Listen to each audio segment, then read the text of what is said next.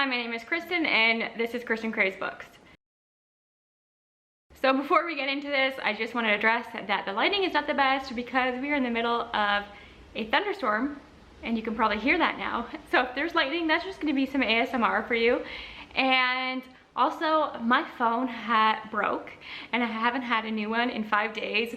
It's at the post office now. I missed the delivery. I have to wait till tomorrow to go pick it up.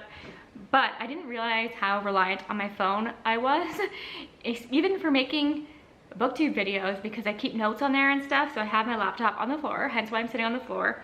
I don't know if you can see this. I got one of these flip phones from Samsung a couple of years ago and I loved it. Like, this is so great. Put this in your pocket.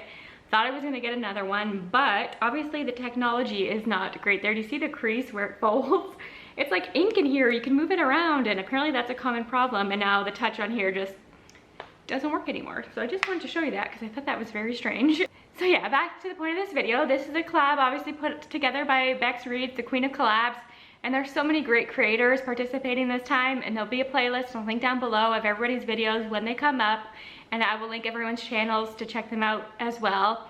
And today we're talking about our favorite badass female characters, and there's so many in a range of genres, and I actually think that most of the female characters that I read about have badass qualities.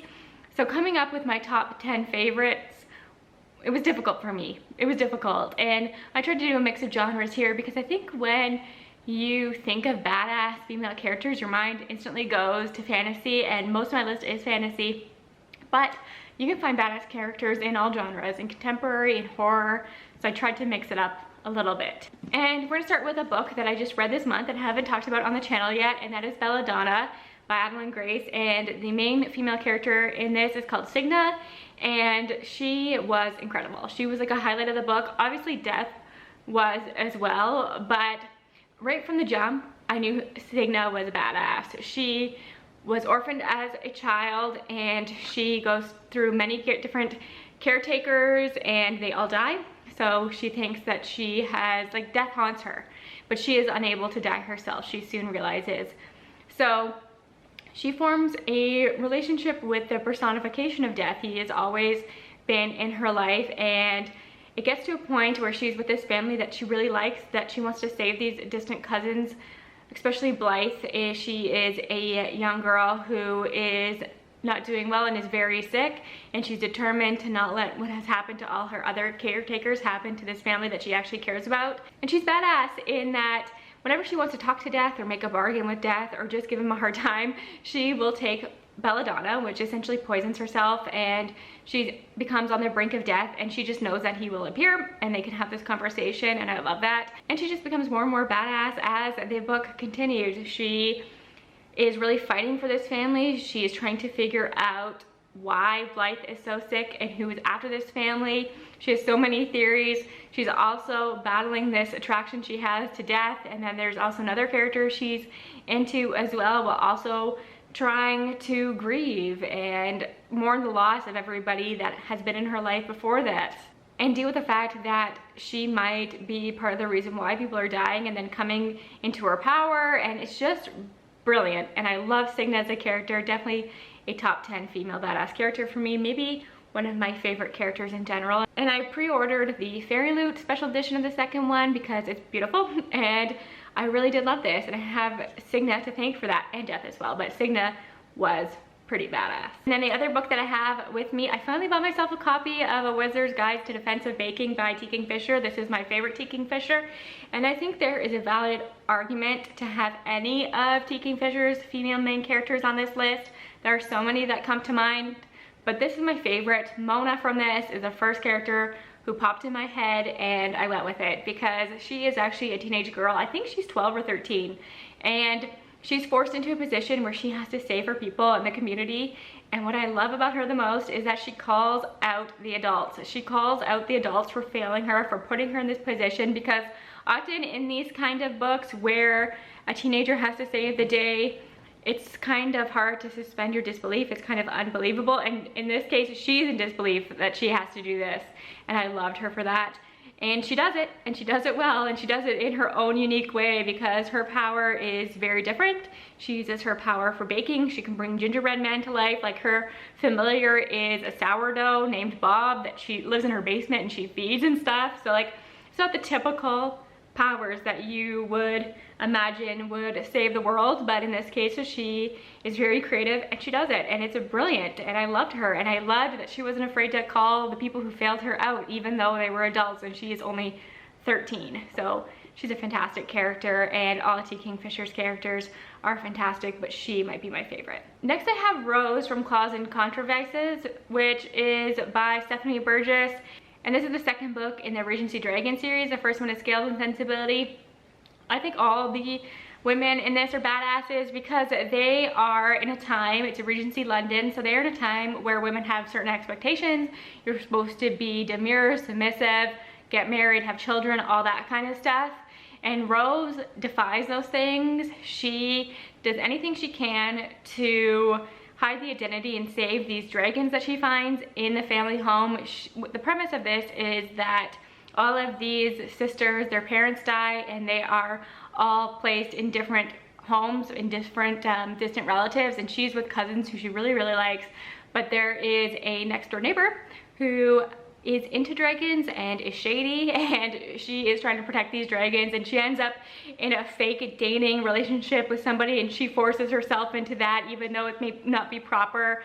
And I just thought she was a fantastic character. If you like the badassery of somebody like Elizabeth Bennet, but you want some dragons, this is a good one to pick up. It's really sweet, it's really fun, and she is a badass. I do love Rose. I don't think this list would be complete if I didn't talk about Aurea from The Serpents and the Wings of Night by Carissa Broadbent, because she is a mortal living among vampires, and she is not only living among them, she is thriving among them. She grew up among them. She gets hurt and cut and bleeds among them and still survives and is really integrated into this world. And there's dangers on every corner, obviously, because she is a good meal and she thrives. And not only that, she enters a competition where all of her competitors are vampires. And I am not somebody who loves battle scenes and fight scenes, but living in her head and seeing her dominate was so much fun. I loved it. It's also a fantasy romance, so we get a romance, and she's not like demure in it. She will stick up for herself and get what she wants, and she has morals, but she's also conflicted, and I just love the competition aspect of this, and I can't wait to read book 2. But yeah, she's a fantastic character, one to root for. I actually think any of the female characters from After the Sun can work on this list. This is by Django Wexler. There are some side female characters who I love and are definitely badasses, and I think in, oh, there's the thunder. It's happening. I think in Gear's perspective, he is surrounded by women, and they're all amazing, and I think they all really help him. They make him see reason when he cannot. So in this book, we are following 2 POVs. They are siblings, and the character I'm talking about that I think is the most badass is Maya. She is the main female perspective in this, and she is the sister who was taken as a child, and it's much like Star Wars. She was taken by this empire, which is much like the empire in Star Wars, and she's trained as almost like an apprentice. And I think she's a badass because despite all of her circumstances, she is still very much herself. She is not afraid to fall in love and to make friendships. She has some really good found family in this, but she is also a badass in her fight scenes and trying to do what is right, but being confused about what that might be, because her POV is the most conflicted since she is with the Empire and her brother is with the rebels. So it's easy to see the rebels' motivations. It's harder for her to battle with where her alliances are and stuff. I just love her. And I haven't read the 3rd book yet, but I have a feeling her character growth is going to develop even more in the last book. I cannot wait to see where her story goes, but she is a major badass in a more quiet way than you might expect in a book like this. But I just like that she can keep her lightness and her sense of humor and her ability to love in the situation that she's in. So yeah, she's awesome. I had to include Clayton Nestra in this list because the more I read from her, the more I like her. Clayton Nestra is a very popular character in Greek mythology, and I've read a few retellings where she had a POV, but the one called Clayton Nestra by Costanza Casati is the one that made me fall in love with her, because she is the main POV through the entire thing, because we follow her from childhood all the way through her marriages, through adulthood, through becoming a mother. And what makes her so badass is her patience and her ability to wait for vengeance. Because if you know the story of Clayton Nestra, I don't want to spoil it, because if you don't know, it'll be interesting to discover for yourself. But she has a huge reason to want revenge against her husband. And he is away at war, it's the Trojan War, and she's just patiently waiting, hoping he doesn't die in battle, because she wants to take care of him herself. And she waits years and plans for years for this moment, and she is so incredible. Such a badass. And I will never get tired of reading her POV, so you can read all of the Greek myth retellings from Clayton Nestra's perspectives. I will eat it up and read it, because I just think it's incredible. And all of the books I've read from her are a little bit different. Her story changes a little bit every time, and I think that is really interesting, but she's always a badass no matter what. If you force me to pick one badass female character who I love the most, I might go with Lulu Wei from Siren Queen, because she was the first character that came to my mind, and I think she is what made this book so special for me, because I know that this book can be hit or miss, but if you fall in love with Lulu Wei, I think it'll be worth it, and you'll get through it and you'll love it. She's living in pre-code Hollywood, so 1930s, and she will do anything to be famous. And there are literal monsters in this world in Hollywood, and you have to sacrifice pieces of yourself, like years of your life, for fame. And she is not willing to do that. She will fight to be famous, but in her own way, and it is awesome to see. So I really think it's a character-driven story.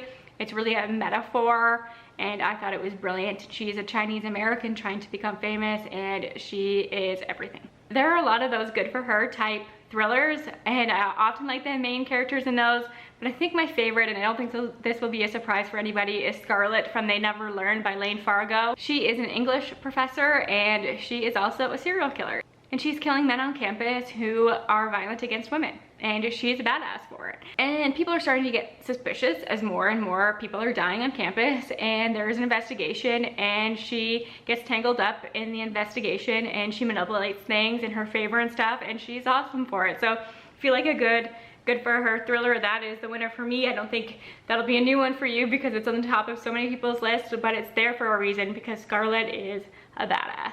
And then the last book on my list is Raybearer, so Terracide from Raybearer by Jordan Afleco. I don't think it'll be surprised that this is one of my favorite books, and Terracide's a big reason for that, because I think she is very strong in the fact that she was raised for the certain purpose. Her mom raised her to fall in love with or get married to a prince and then kill that prince, and this is what she's been trained for. This was her goal her entire life, until she's actually put in that situation. She meets a prince, has a strong connection to him, meets everybody else in the royal court.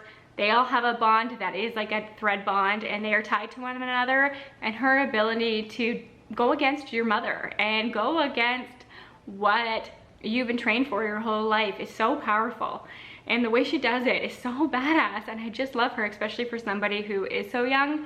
And she just gets more and more badass to me, and I love her so much. And I cannot wait for more books from Jordan Afleco, because I love the way that she writes characters and their relationships, and the found family is next level in this. But yeah, the way to, I just think the whole idea of defying what you've been told your purpose is and your parents is pretty badass for doing what is right and following your gut. So yeah, those are my top 10 female badass characters. There are so many more, and I would love to hear if you agree with any of these or who your favorites are. This was so much fun to even think about and to reflect on these female characters, because it's easy to just read a book and then not think about the characters too much again. So it's fun to reflect on them again and really think about why I love them so much and how badass they are. So yeah, thanks again to Becky for this collab. I know this won't be our last. Thanks for your support. I'll talk to you again soon. Bye for now.